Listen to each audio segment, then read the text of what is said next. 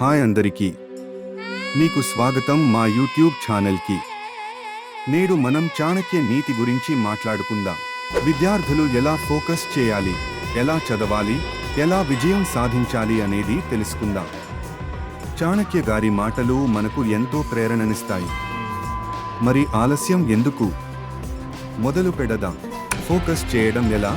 చాణక్య గారు చెబుతారు, నిశ్చయం అంటే డిటర్మినేషన్ చాలా ముఖ్యం.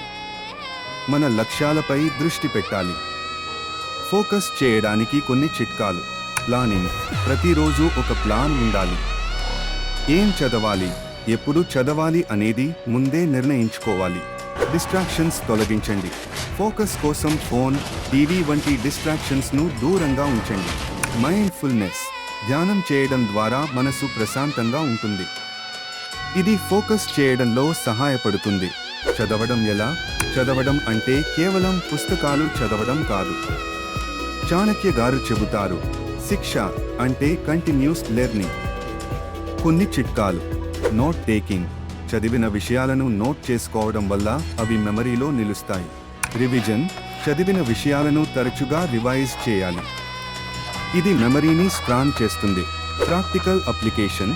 చదివిన విషయాలను ప్రాక్టికల్గా అప్లై చేయడం వల్ల అవి బాగా అర్థమవుతాయి. విజయం సాధించడం ఎలా?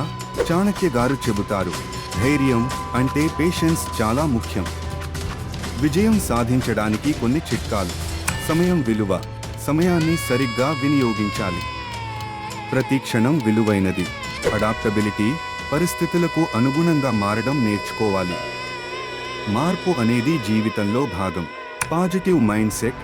ఎప్పుడూ పాజిటివ్గా ఉండాలి. నెగటివ్ థాట్స్ను దూరంగా ఉంచాలి.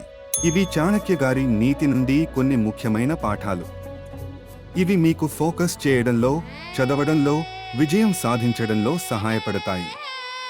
మీకు ఈ వీడియో నచ్చితే లైక్ చేయండి, షేర్ చేయండి, మా ఛానల్ను సబ్స్క్రైబ్ చేయండి.